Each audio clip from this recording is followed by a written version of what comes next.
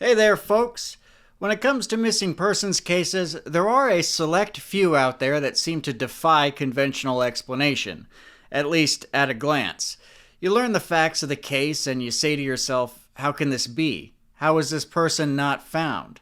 I've asked those questions many times myself. I make it my work to find cases like that, and then I try to dig a little deeper. Usually there's something else that presents itself as a possible explanation. Maybe it's the layout of the terrain. Maybe it's the possibility of foul play. Maybe there's something going on with the missing person themselves.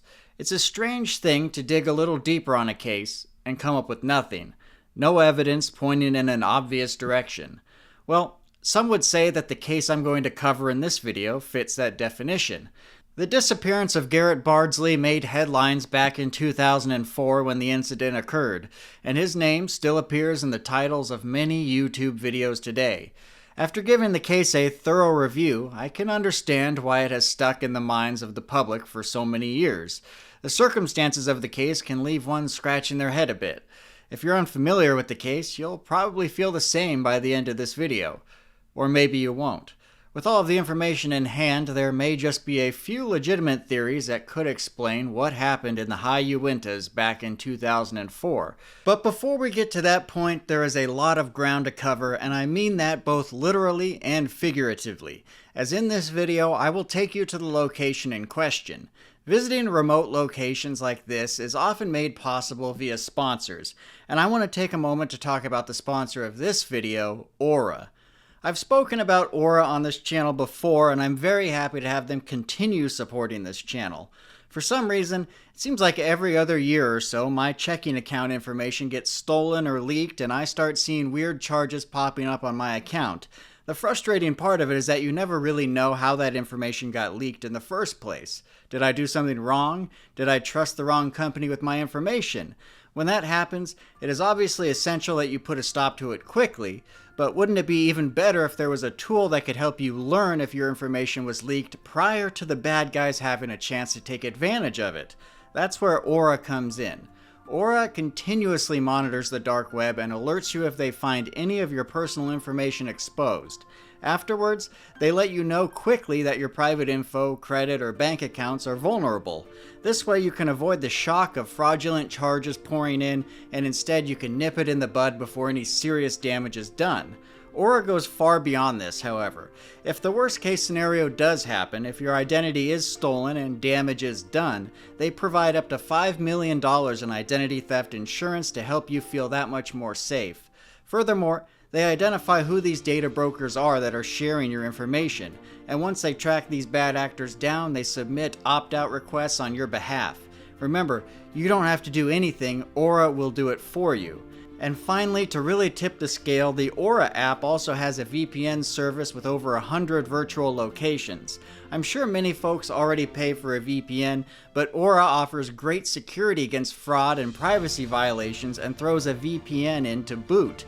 It's really the whole package. So click the link in the description of this video or visit aura.com/enigma to try 14 days completely free. That will give you enough time to truly experience everything Aura has to offer. You can see what information of yours is exposed and fix it right away. So again, either hit the link below or visit aura.com/enigma.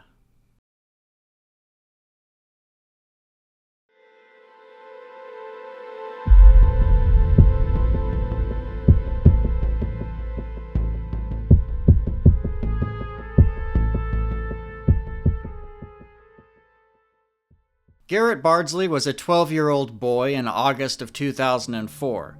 His mother and father were Heidi and Kevin Bardsley, and he also had a number of siblings, including two older brothers, Jared and Cameron, as well as an older sister, Courtney.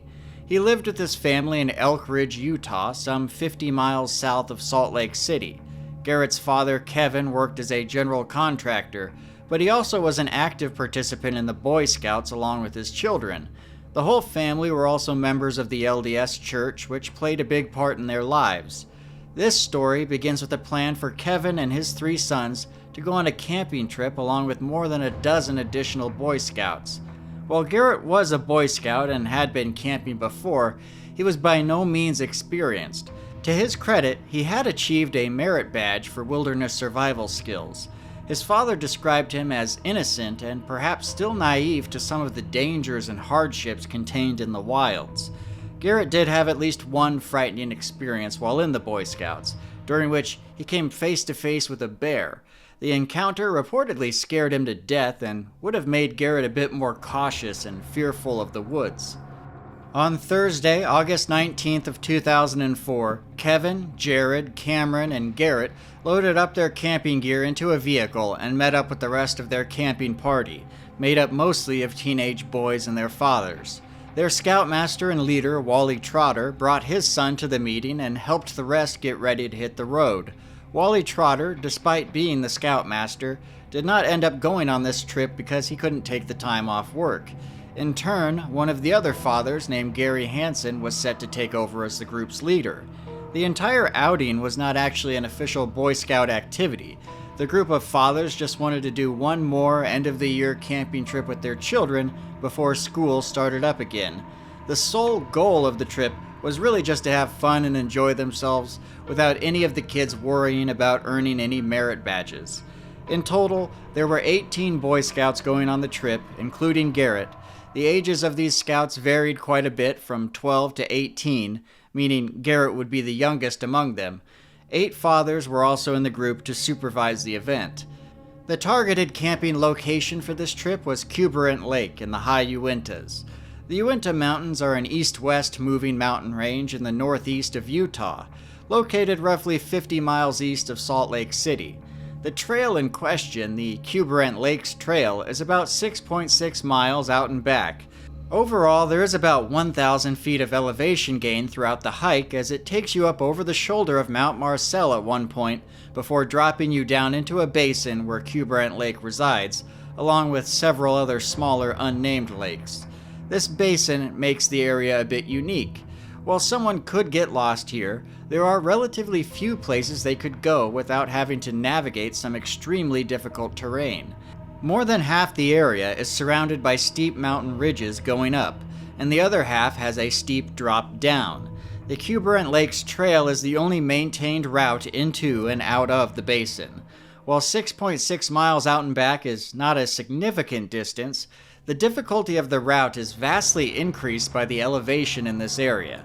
For those who are not acclimated to high elevation, the first 100 yards at 10,000 feet can take the wind right out of you. Having the entire trail be around 10,000 feet makes it a strenuous hike for those who are not well acclimated. Still, the natural beauty of the Uintas draws plenty of hikers to come and attempt this hike. For a group of Boy Scouts, the hike would still be pretty tough, but coming from Elk Ridge, Utah, which sits about 5,000 feet in elevation, Garrett would have an easier time tackling this hike than a person who lived at sea level. It does appear that the group had at least one mule, maybe more, to help carry gear up the trail for them. This would significantly lessen the burden carried by the group. The hike up to the basin was rather uneventful. Everyone made it and all were in reasonably good condition. The total hike likely only took a few hours. The scout group set up camp just off the main trail and about a third of a mile from Cuberant Lake itself.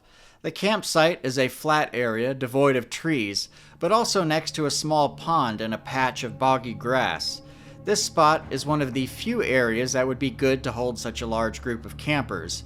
Almost the entire terrain of this location consists of either thick forest or steep slopes of rock and boulders.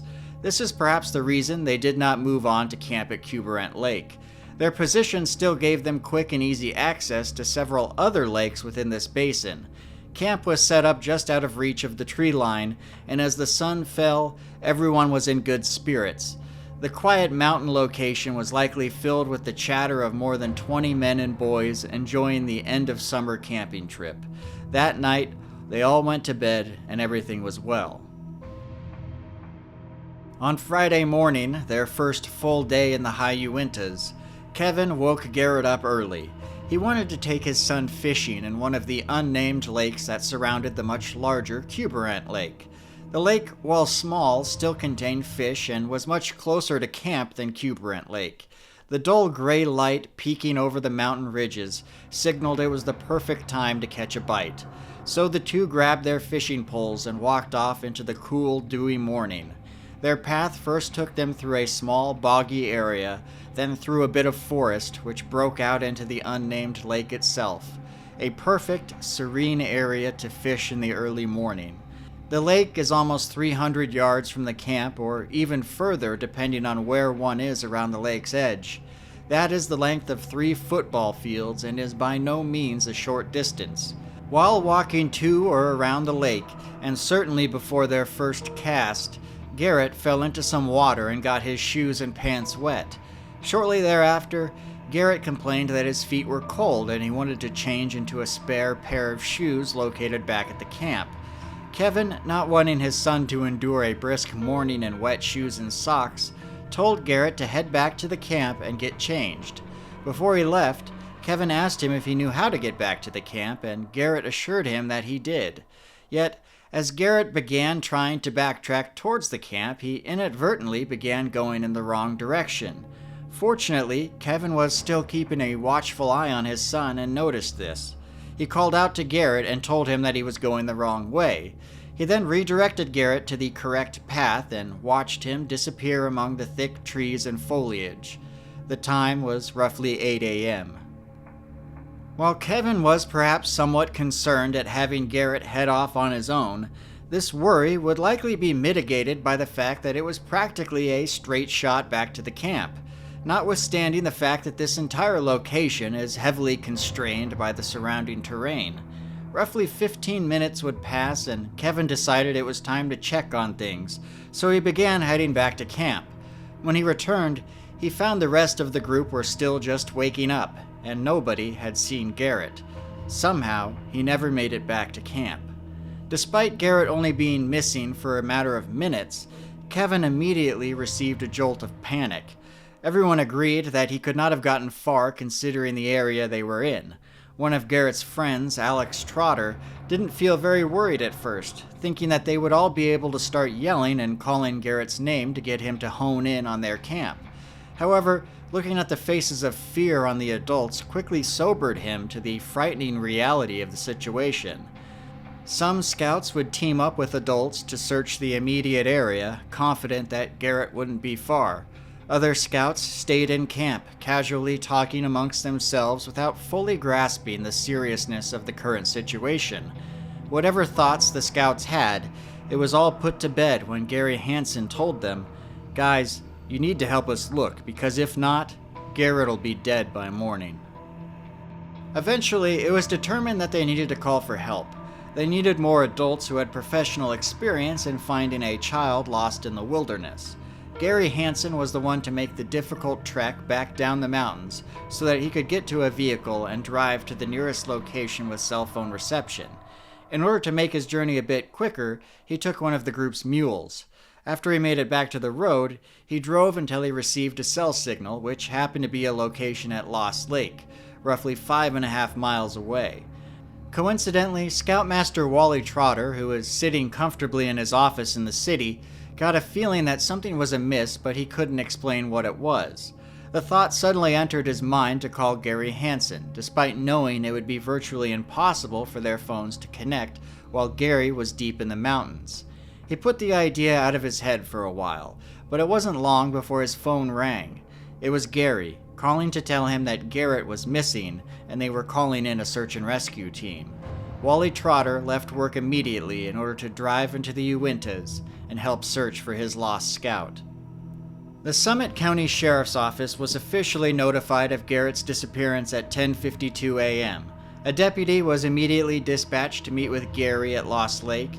The call itself had come by way of a Forest Service worker who was in the field, probably making the report on behalf of Gary Hansen.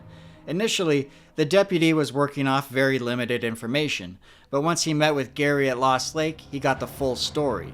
Both men drove back up to the trailhead, hoping that by this time, Garrett might have already been found. Once they arrived, it was soon clear that there was an ongoing emergency. The deputy immediately snapped into action, outlining a plan of action for the start of the search. He established a command center at Pass Lake, right off the highway. Their initial focus was on containment, placing SAR personnel on trails and trailheads in the vicinity in case Garrett managed to find his way there through wandering around. 2 main SAR groups were also created, with one heading up to Cuberant Lake to assist the scout leaders with their search, while the other was sent to do a search along the Weber River. The Weber River and Weber Canyon are to the south of Cuberant Lake. The river runs to the southeast towards the road. Putting a lot of manpower along this river was a smart decision because if Garrett somehow made his way out of the basin, he could easily hit the river, which would act as a natural barrier.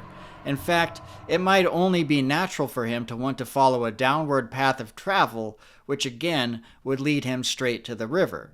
If he did that, he might either follow it up or down. Down would lead to the road and safety, and up would lead further into the mountains and wilderness. This secondary group was sent to search along the river and deep into the canyon to make sure that Garrett was not following the water somewhere. A group of searchers on horseback arrived soon after. They were given the assignment of first doing the Lofty Lake Loop in its entirety, a roughly 4.5-mile ride.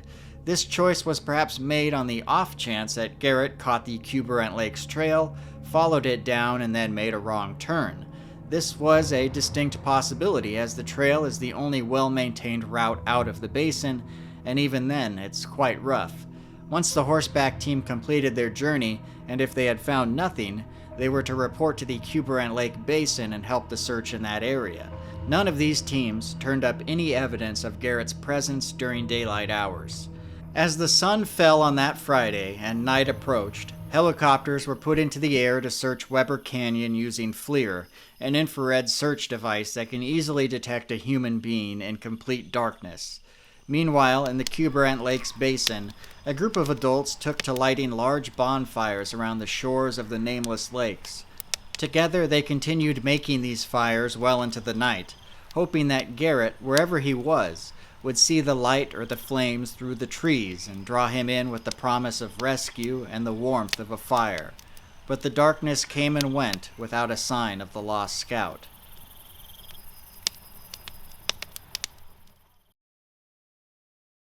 Starting Saturday, August 21st, the search ramped up significantly. Hundreds of professional and volunteer searchers joined in to help find the lost child. The young scouts who were still in camp, which included both of Garrett's brothers, hiked back out of the mountains and began heading home. Whatever the trip was supposed to be before Garrett disappeared was now certainly over. It was time for emergency search and rescue to do their job. Every tool was used, be it search dogs, horses, helicopters, or planes. The search became increasingly urgent as it began to rain that Saturday. To have Garrett get wet and then endure a night in the mountains might very well mean death if he was completely exposed to the elements. So the search staff refused to stop. Even at night, the air search continued by using a massive spotlight that was attempting to get Garrett's attention while also calling his name over a loudspeaker. Most everyone thought that Garrett would have had to see it. How far could he have gone from this basin, which is essentially fenced in by the terrain? Yet, the night search proved ineffective.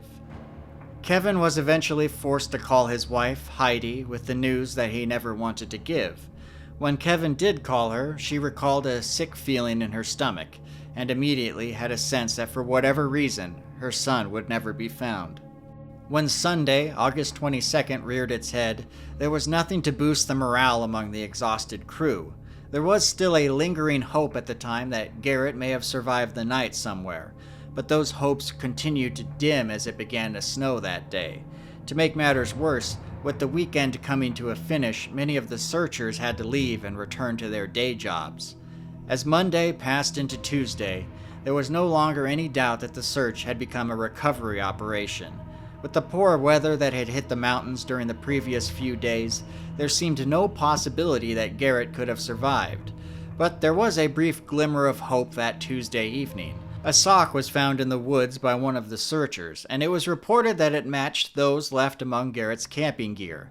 The sock was roughly 3/4 of a mile from where Garrett was last seen.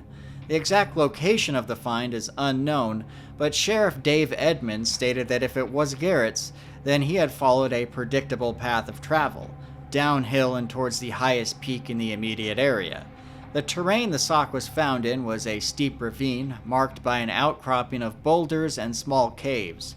This area made sense to the searchers as a place someone might try and seek shelter. Due to the find, searchers were focused in the area of the boulder field for a while in hopes that there might be some additional clues. By Wednesday, whatever hope the sock provided seemed to have fizzled out. The sock was determined to have not belonged to Garrett. Later DNA testing would confirm this. That Wednesday, Sheriff Edmonds said that they had already found a lot of clothing items during the search, but so far, none of it had been identified as Garrett's. By that time, the search had been scouring the surrounding 36 square miles from the point where Garrett disappeared. The sheriff also said that there was nothing suspicious about the disappearance, and they still believed 100% that he was in the woods somewhere. Over the years, Summit County had conducted many searches in these same mountains. Some of them ended in success, and some of them didn't. Sometimes the lost individual was found, and sometimes they were never found. A sheriff's office captain, Joe Offret, described the circumstances in which people had been found in the past, and it shed some light on the conditions in the High Uintas. Offret said that many of the victims lost in this area seek shelter under logs or rocks. He said their bodies would often be found in these types of areas and would be wearing no clothes due to paradoxical undressing from experiencing hypothermia. Given the weather in the Uintas, this description does make sense. Even in August, in the summer, and during the search for Garrett, nightly temperatures went into the low 30s.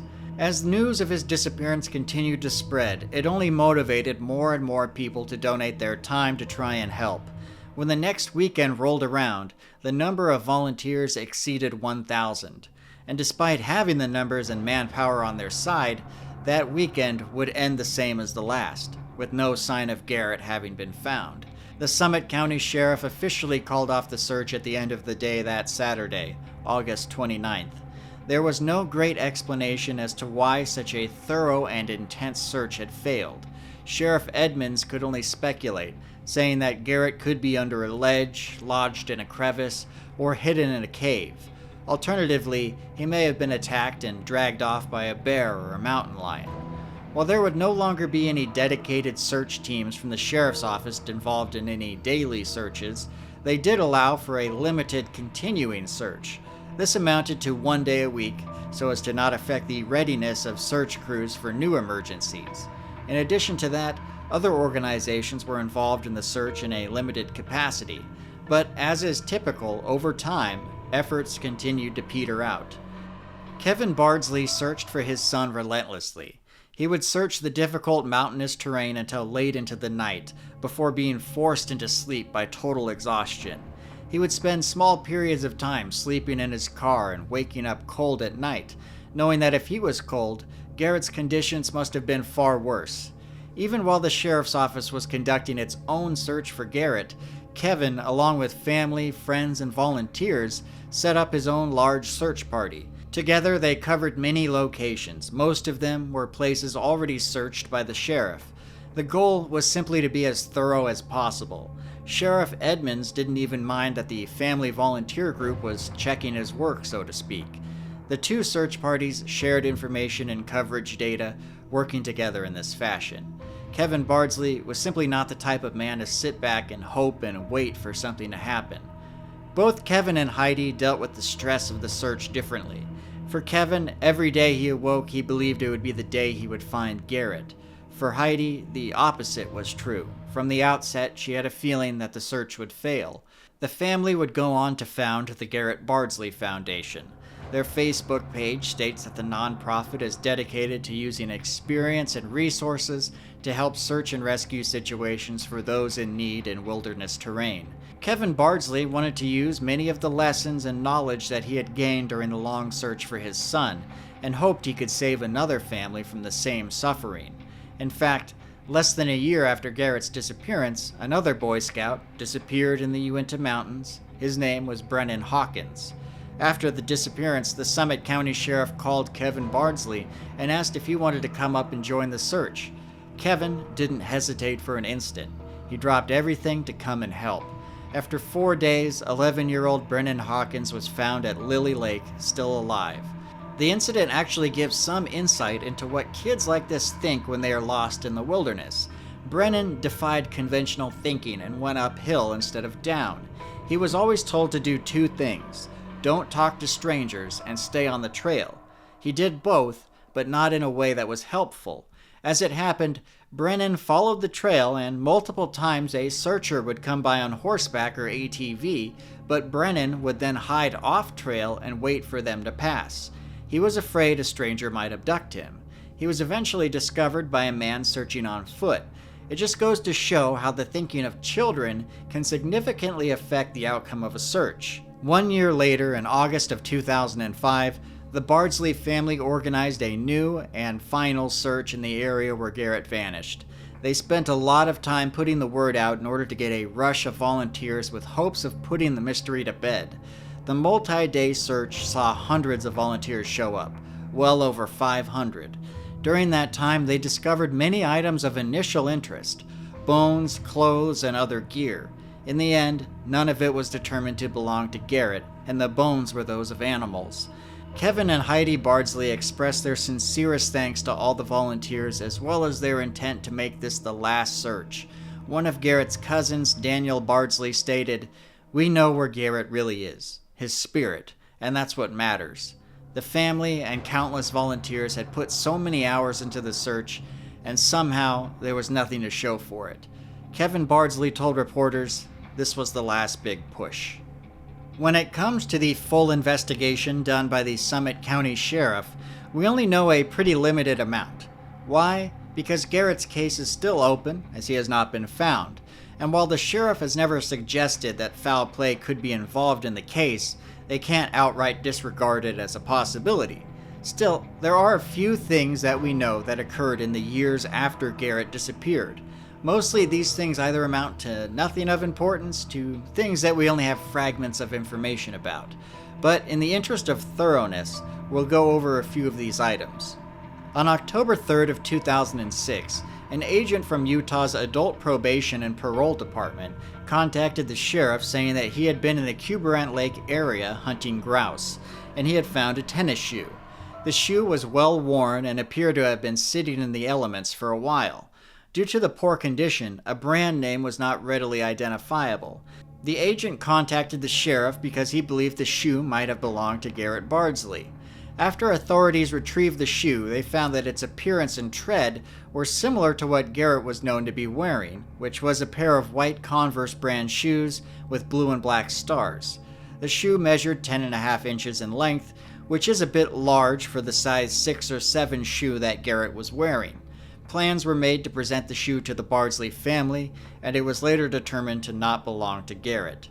On May 31st, 2016, 2 members of the sheriff's office went to the Promontory Correctional Facility in Utah to perform an interview. This facility is located within a prison and primarily houses inmates involved in 2 programs. One is a substance abuse treatment program, and the other is a sex offender treatment program. It is not public record who they spoke to and why, and for good reason, as you can make all the inferences you want about this meeting, but in the end, we simply don't know the reasons surrounding it. The inmate was read his Miranda rights and did speak with the sheriff, but that is all that is public. These types of interviews do pop up every once in a while in missing persons cases, and are usually due to some long-shot rumor or gossip that was received by the investigating authority. Ultimately, we don't know what information they received or what they talked about, but obviously it did not lead to anything conclusive. Later that same year, in June of 2016, a member of the sheriff's office went to meet another unknown individual. Again, we don't know how they got this person's name or why they felt it was necessary to interview them. They told this person that they just wanted to talk about Garrett Bardsley, and they confirmed that this individual was at Lost Lake with 1 or more people on August 19th and 20th back in 2004, basically during the time frame that Garrett first disappeared. They were asked if they ever encountered a juvenile while they were there, and they said they did not. This individual said that they were with at least one other person the entire time, and between the 19th and leaving around 10 a.m. on the 20th, they never socialized with any strangers in the vicinity. It's hard to know what prompted this interview, especially considering this person was at Lost Lake on those days. Recall that Lost Lake is over 5 miles from Cuberant Lake's trailhead, so this person was well away from Garrett's vicinity at the time he disappeared. And finally, on May 30th, 2019, the sheriff's office received an unknown tip from an unknown person regarding the Garrett Bardsley case. I mention this to show that this case was continually being investigated by authorities many years after the actual incident.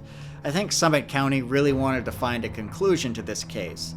They ran a very thorough search and investigation, but it just didn't work out. Sometimes things happen that way. There does not appear to be any updates, even minor ones, since 2019. And that all brings us to the present day, where we are only left with a bit of a mystery. This case was, and always has been, one of those where I really wanted to go to Cuberant Lake Basin and see it for myself. So much of this incident has to do with the terrain, whether in terms of how Garrett became lost or whether he could have made it out of the basin at all. Going there really seemed important to gain a full understanding of the situation. So in the summer of 2024, I traveled to Utah and into the High Uintas looking for Cuberant Lake.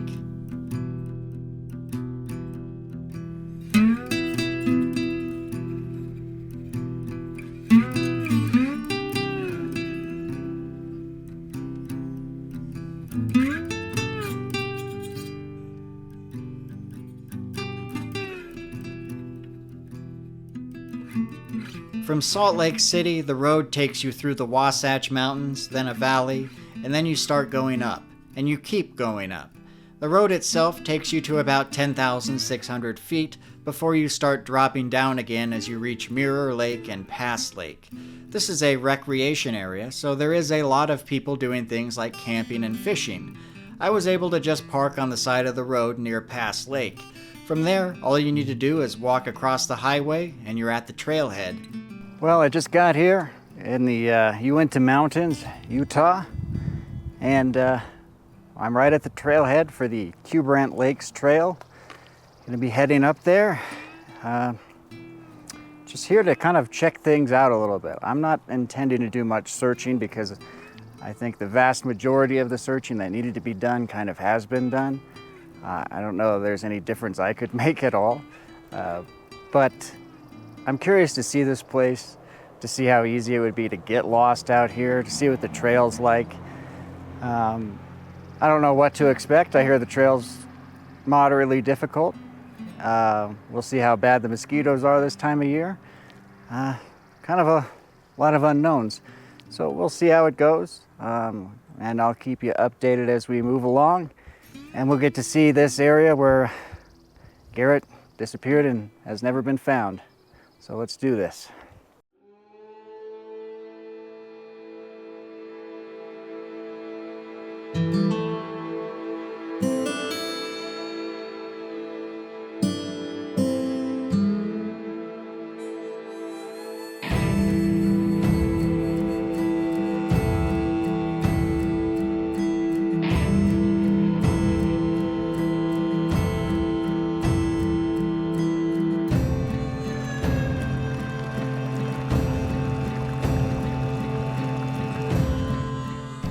One thing that's worth mentioning that I forgot to mention as we began is that I just started and I'm already tired.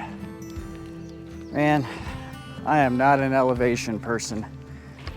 Right now I'm at about 10,200 feet or something. That's pretty high. Just takes it out of you right away, you know.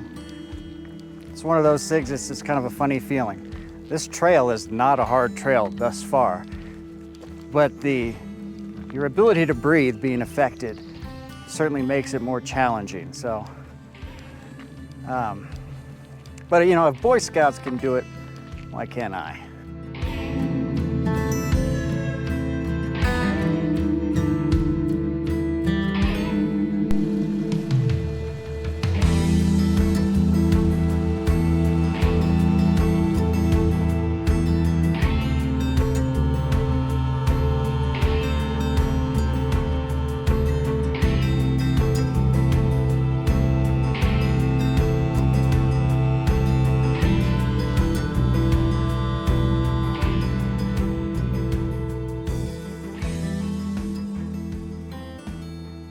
The trail up to the lake really isn't too bad as far as trails go.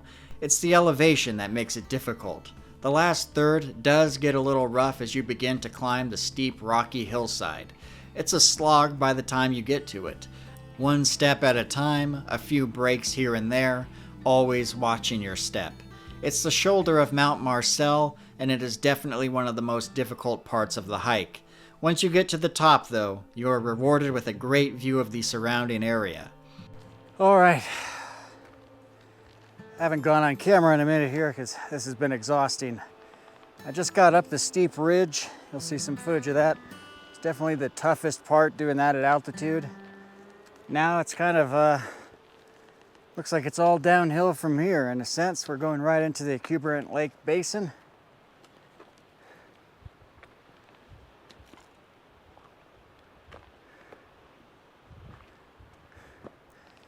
So I figure I'll see you down at the lake. As we creep up to the edge of the basin, you get your first look at the area in question. This is the bowl-shaped area where Garrett vanished. The pond down at the bottom is the location of the scout camp, and pretty soon here we'll get a closer look at it. None of the actual lakes are visible from this point. Still, it's a relief to finally be in the area.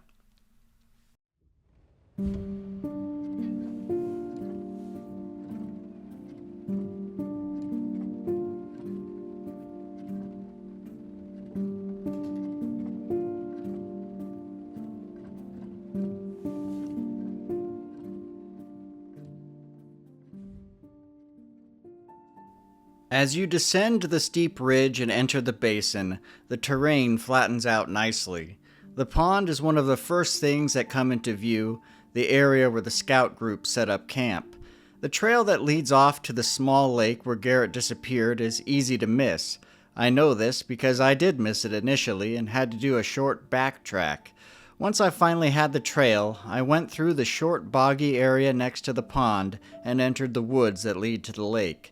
At least once, while on this relatively short trail, I got a little lost and had to spot the trail again. It wasn't long before the lake itself came into view.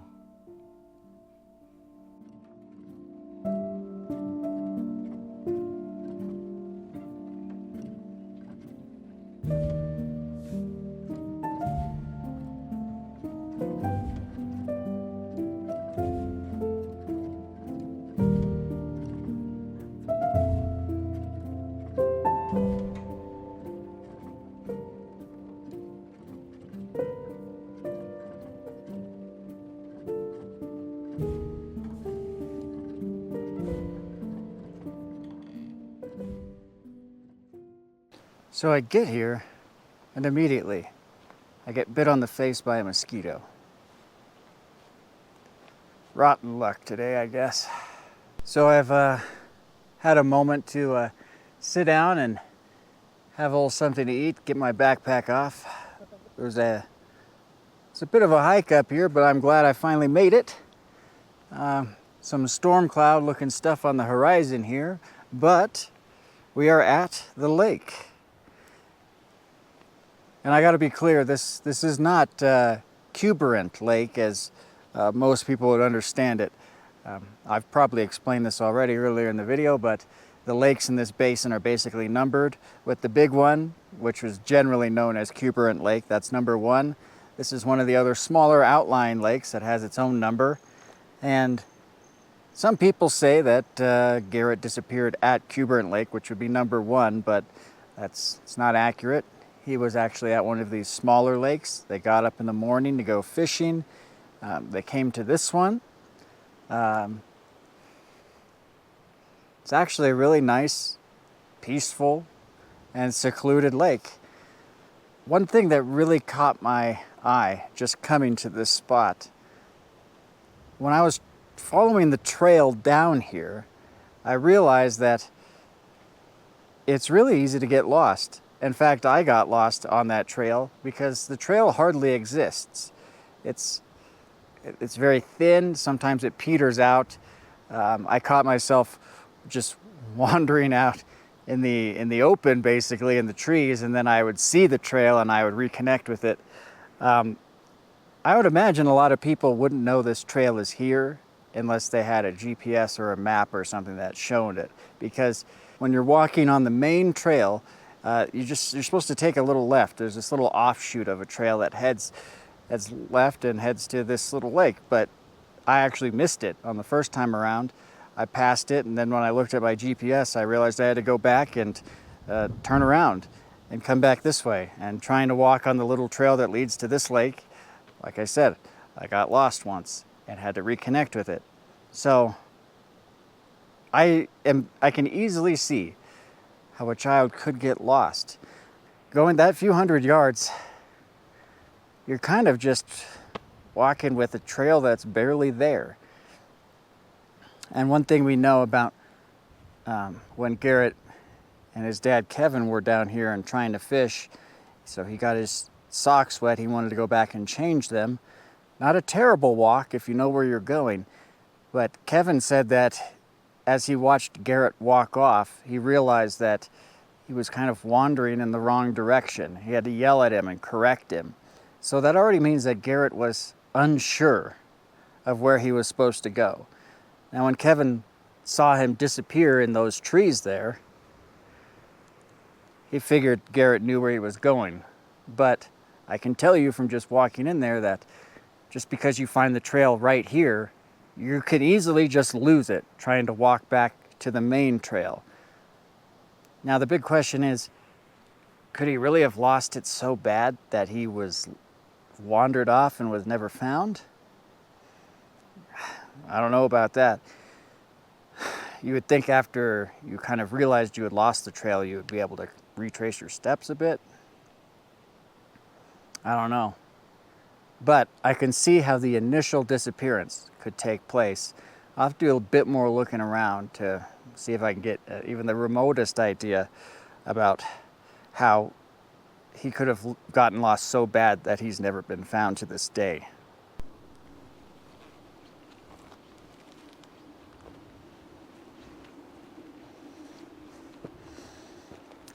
So this is what the outlying area looks like. If Garrett became lost out here, this is the kind of terrain that he'd be walking through. Hilly, lots of down timber, lots of rocks. And a fair amount of mosquitoes. I was warned that there was going to be a ton of mosquitoes out here.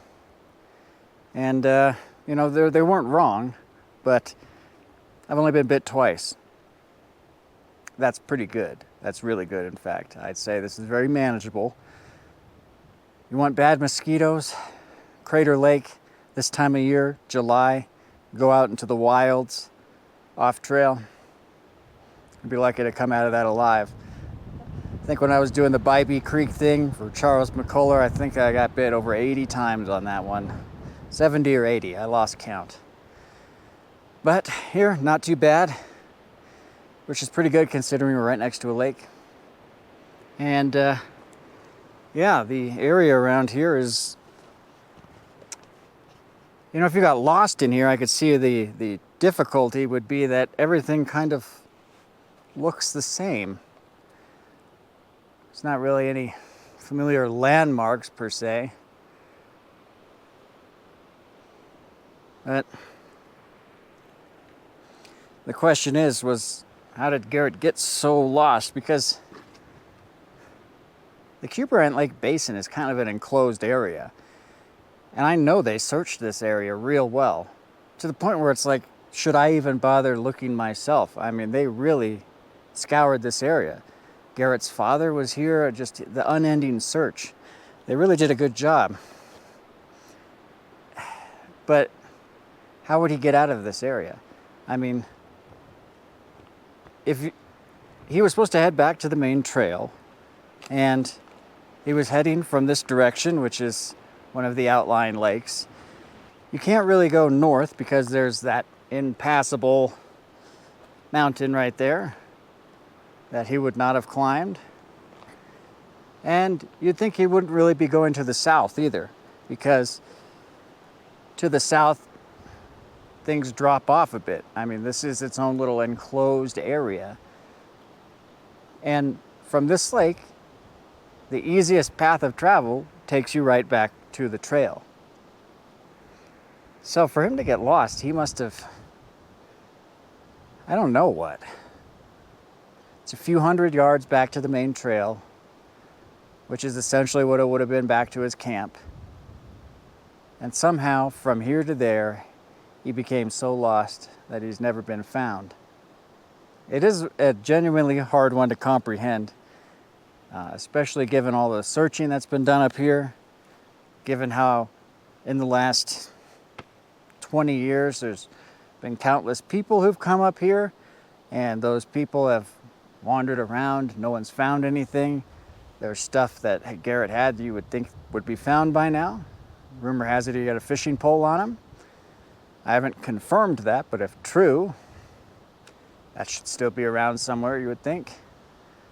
So, very odd. And to be honest with you, it's slightly eerie here. But only because knowing what's happened here just gives off kind of an eerie vibe. You know, the lake here is very secluded. There's no one else here right now.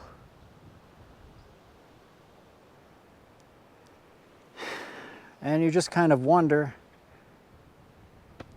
are his remains here somewhere, close by?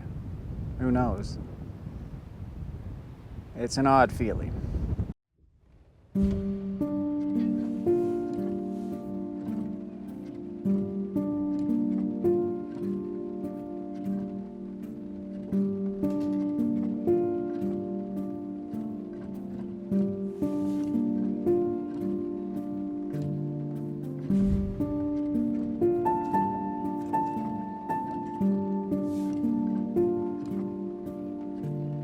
One thing I keep thinking about is during the search, they were lighting fires all around this lake, maybe the other lakes too. I'd have to double check that, so that if Garrett was somewhere, he could see the light, see the fires, and find his way back here. Obviously that didn't work. Temperatures can drop pretty low at night here. And Garrett wasn't exactly dressed for that kind of weather. I think he had a sweatshirt, sweatpants, shoes, and obviously wet socks. Not really ideal. And just a brief reminder, I don't know, I'll probably include this in the video earlier, but there's been reports that a shoe was found and a sock was found related to this search, and that is true. But I confirmed with Garrett's father that those were DNA tested and both were determined to not be his. So nothing has been found of him, ever. No sock, no shoe. So wherever he went, he was able to disappear entirely. Which is, when you think about the general area, you're like, well, we're in the mountains. Of course you could disappear entirely. This is kind of a unique spot. Like I've said before, you're in a basin here in the mountains. The easiest way in and out is through the trail. So where would he have gone if he made it out of this basin? And why would he go that way? You know, if you start going up real steep, you know you need to turn around. If you start going down real steep, you know you need to turn around. Stay in this area. But, you know, at the same time, Garrett was only 12 and he didn't have a lot of outdoor experience, so maybe he didn't know what to do. And that's kind of the tragic part about it. So I've spent a lot of time walking around here now. Like I've said, a lot of this area looks the same once you just walk away from the lake. Easy to get lost. It would seem, though, that it is harder to stay lost, because once you get to a certain terrain, you would think you would know to turn around. And believe me, they searched areas far and away from just the basin itself, because they believed they cleared it so well. And if they got to that point, they must have done a hell of a job, because there's plenty of places to search just within the basin. And again, it's one of those cases where someone only has to walk a few hundred yards, and in that span, they vanish without a trace. This one in particular is kind of weird.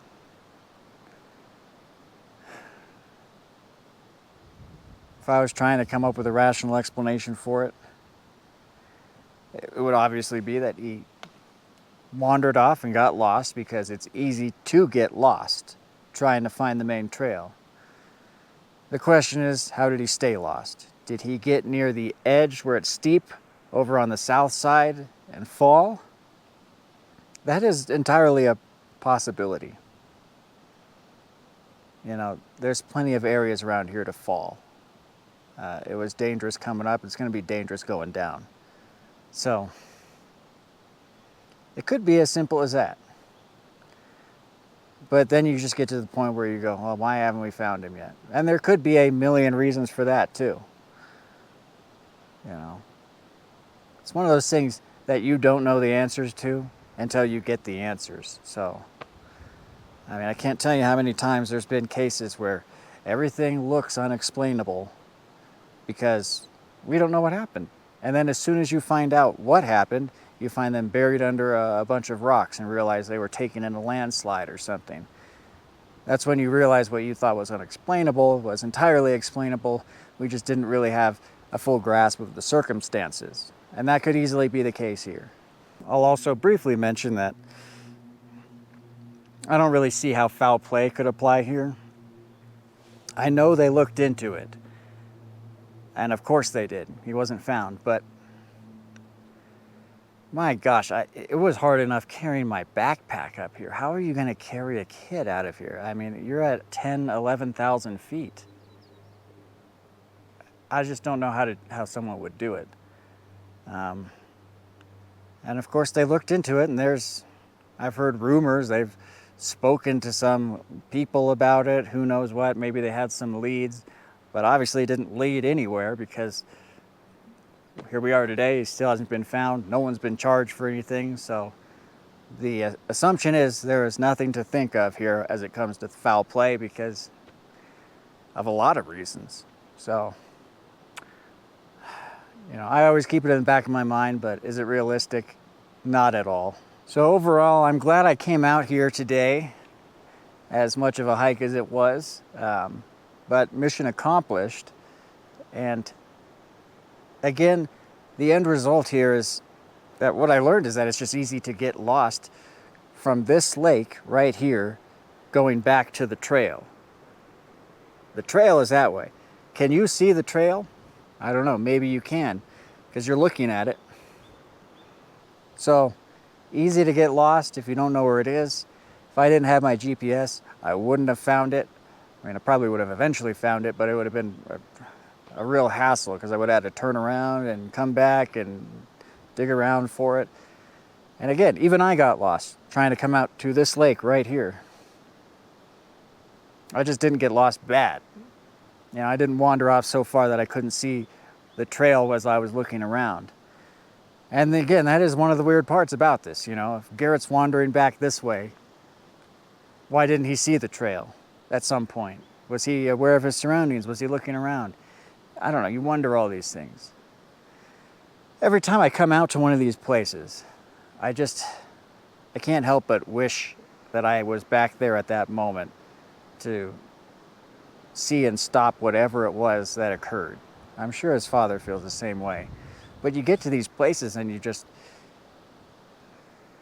you realize that these people disappeared in areas where you wouldn't expect it. Garrett's father had no reason to expect that Garrett would get lost completely on the walk back. And you just wonder how it happened. What was the set of circumstances? What are the things that happened one after the other that let this occur? I don't know, you know. Again, when he was walking back, Kevin had to correct him, told him that he was going the wrong way. It was a bit of a sign, it seems like, because he ended up going the wrong way, it seems.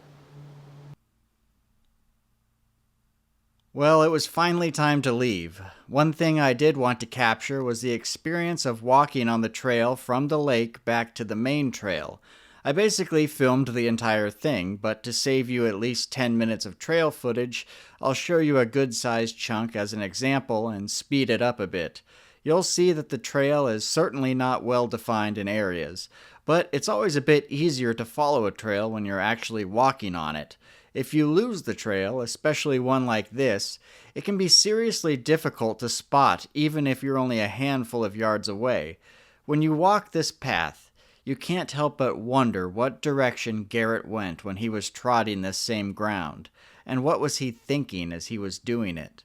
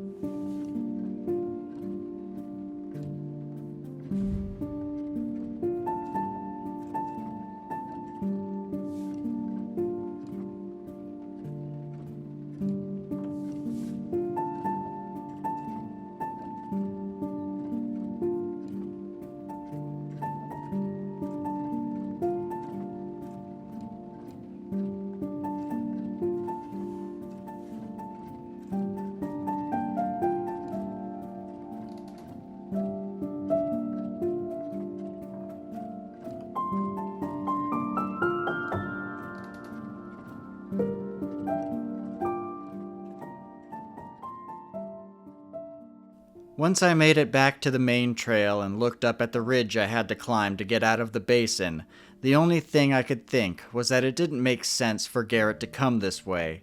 It would have been obvious that this was the incorrect path, and it also takes a great deal of effort to climb these steep boulder fields. It made me wonder how familiar Garrett was with the layout of this area. Had they ever gone over any maps of this place beforehand? Had they ever been here before? If Brennan Hawkins had taken an upward path when he was lost in the Uintas, then could Garrett have done the same, regardless of how illogical it may seem?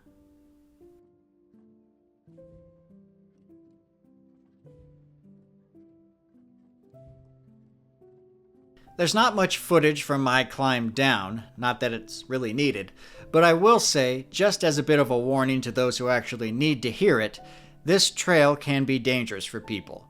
I think it was probably the last mile of the hike for me that really got bad. I started having just about the worst headache of my entire life.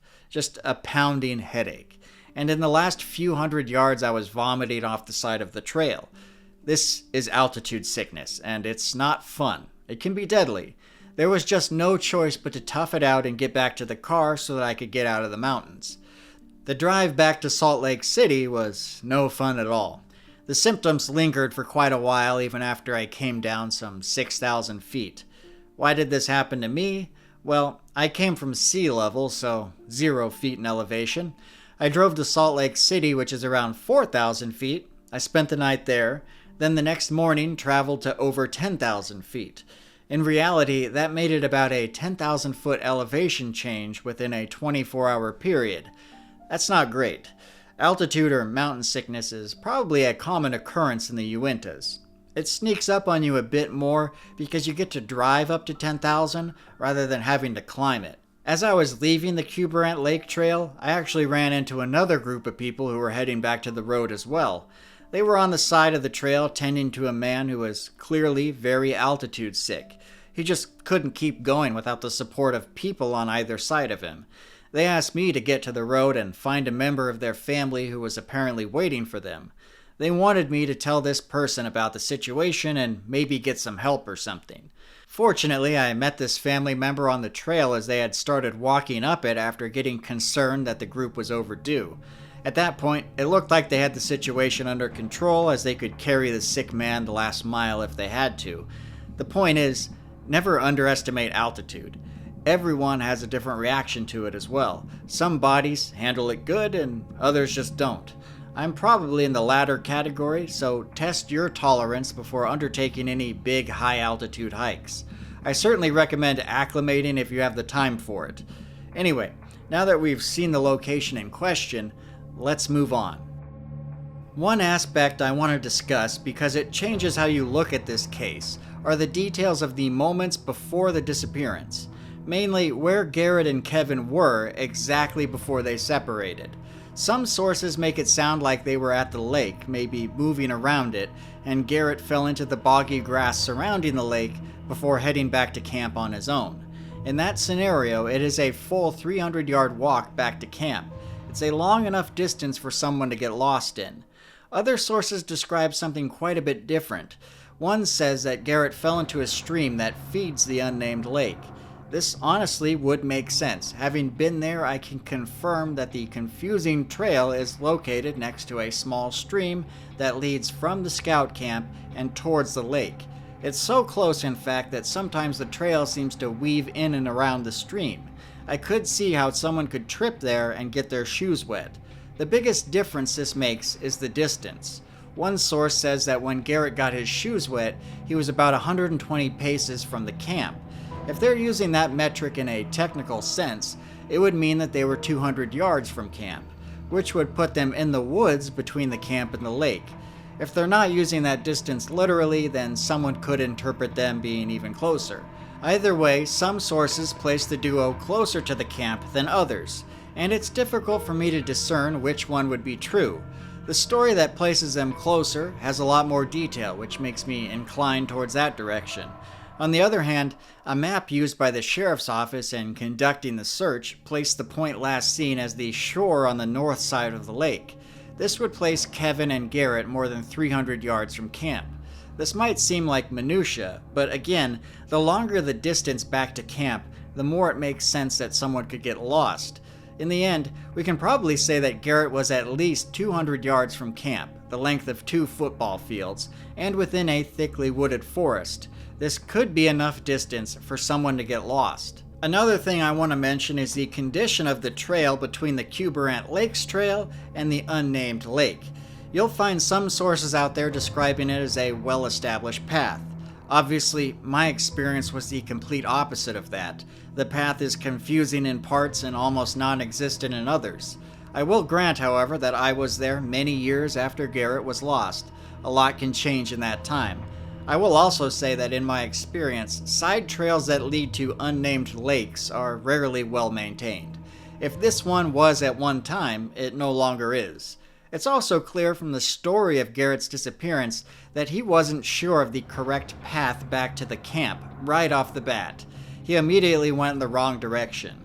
To me, that says something about the clarity of the trail even back then. I think the story itself is telling us that the way to and from the lake was no more obvious then than it is today, so a child could definitely get lost there. The answer to how did Garrett get lost in this area might best be summed up by one of the searchers who looked for him. Ed Bonner, who was very familiar with this area of the Uintas, related it to the times he brought a group of boys to go hiking in this location. He said, "When I come, I make a couple of them go ahead and be out front. They ask me, 'Where do we go?' and I make them think about what they're doing. Boys that age, they don't think, they just go." I think that quote really captures what we're dealing with here. I could totally see a kid walking this trail, and then they see it visibly disappear in places, so they turn around and ask what they should do next. Multiple times I had to search for the correct path to take while I was there. When a kid is on their own, and they can't ask for advice, they are forced to make a choice, and sometimes they don't think that choice through. So yes, it does seem possible that Garrett could get lost on his way back to the camp. To me, the larger issue when it comes to the question of how did he get lost is actually how did he get out of the Cuberant Lake basin. To leave the basin means you went down a very steep ridge, somewhere. You would hope that if Garrett encountered something like that, he would realize it was the wrong way. There were no steep slopes leading from the scout camp to the unnamed lake. That was all flat terrain with a boggy area and some woods. So you would think that someone would recognize that a steep slope is unfamiliar. I didn't pass this way before. I need to turn back. But as Ed Bonner stated, sometimes kids just don't think. Wherever Garrett is, I have to think he somehow made it out of that basin. That area must have been searched to death. And in fact, the area pretty much was searched to death. The GPX tracks from the search just blot out the entire map. The question of where is Garrett now is a much more difficult thing to answer. The basin and surrounding area was searched thoroughly. Is it possible he's still within that initial search perimeter? Sure. There was always the possibility that he found shelter somewhere under some log or rock face, and he is just completely hidden from view. Beyond that, you have to consider the possibility that he made it out of the general search area.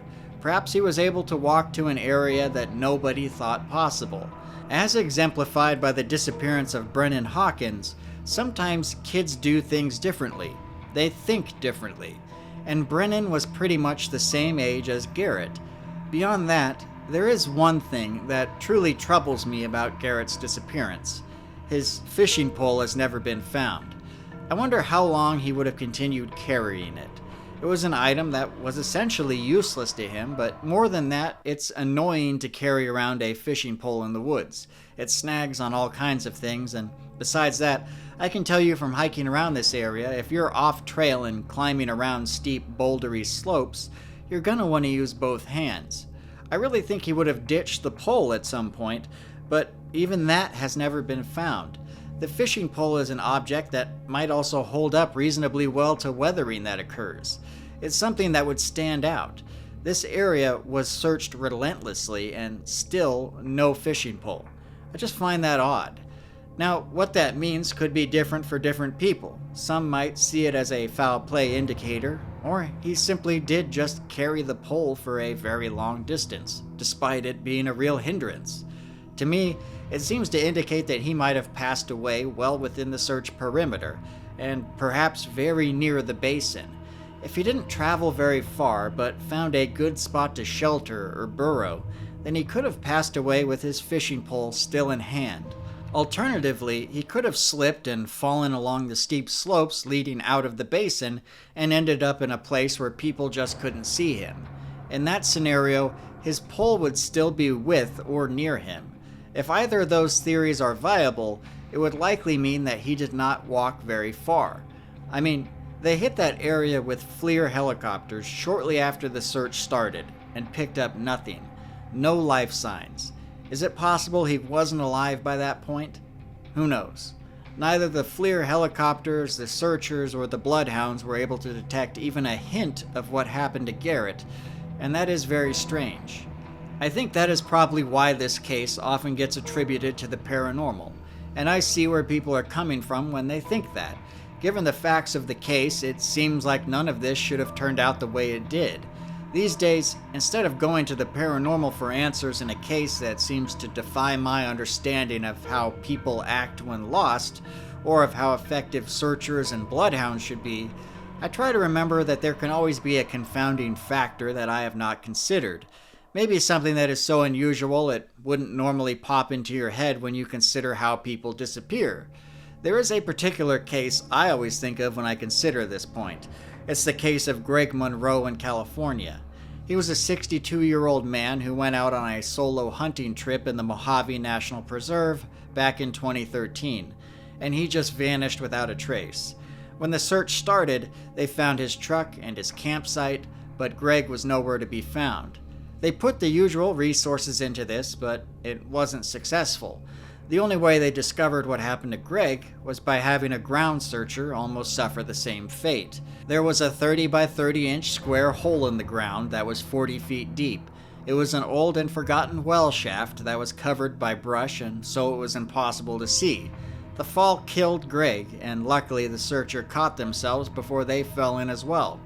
The point is, it was only a stroke of luck that found Greg. That situation could have easily played out differently, and Greg Monroe would be another person whose disappearance would be debated to this day. I'm not necessarily saying that Garrett fell down a well shaft, but it's the same idea of some confounding factor, something you wouldn't normally think of that is the cause of the disappearance. And obviously, it doesn't always have to be paranormal. At this point, we may never know what happened to Garrett. But it certainly seems like there was nothing left that could have been done back when they were searching for him. I can't even begin to imagine what the Bardsley family had to go through. The not knowing of what happened must be incredibly difficult to come to terms with, especially when Garrett only had to walk a couple hundred yards. The emotions that must be involved to have something like this happen, it's unfathomable to me. Understandably, Kevin no longer seems interested in talking about the case. At least that was the impression I got from a brief interaction I had with him. And I get that. He spent many years putting Garrett's name and story out there in the public eye. He appeared on multiple television programs, including Oprah back in the day. His organization participated in search and rescues for other lost children. He built a school in Ecuador that bears Garrett's name. He spent a lot of time talking about this story. I think it certainly had a lasting effect. Garrett Bardsley is a name I've heard consistently since I started this channel, meaning many people wanted me to cover this incident. As usual, I hope that even the folks who were familiar with this incident learned something new. I'm looking forward to hearing all of your thoughts and theories about the case in the comments, and until next time, thanks for watching.